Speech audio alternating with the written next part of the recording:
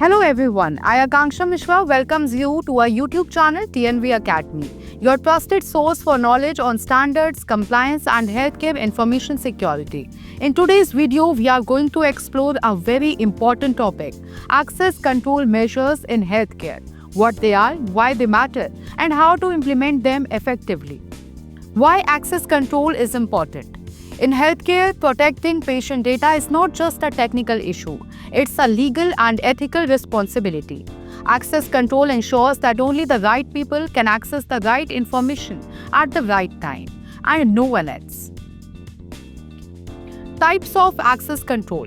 There are three main types of access control used in healthcare. Discretionary access control, that is DAC, where the owner of the data decides who can access it. It is flexible but less secure. Mandatory access control, that is MAC. Access is based on a strict policy set by the system, ideal for high security environments like government hospitals. Role-based access control, that is RBAC, the most common in healthcare. Access is given based on job roles. For example, a nurse can see patient vitals, but only a doctor can access diagnosis and treatment details. Key access control measures. Now let's talk about some essential access control measures every healthcare organization should use. Unique user identification.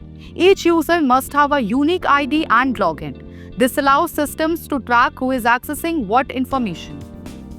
Strong authentication. Use multi-factor authentication like passwords, biometrics, or smart cards to verify user identity.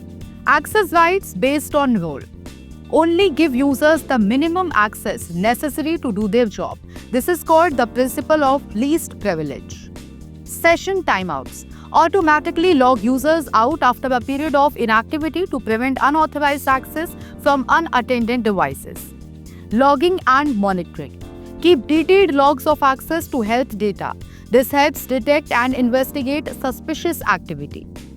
Emergency access procedures. Sometimes immediate access to data is needed in emergencies. There should be a secure way to allow this while still maintaining accountability. Regular access reviews. Review who has access to what data on a regular basis. Remove access when roles change or when employees leave. Real-world impact. Failing to manage access properly can lead to data breaches, financial penalties, and loss of patient trust. On the other hand, good access control builds a secure and efficient system that respects patient privacy and keeps healthcare organizations compliant. Access control is not just about technology.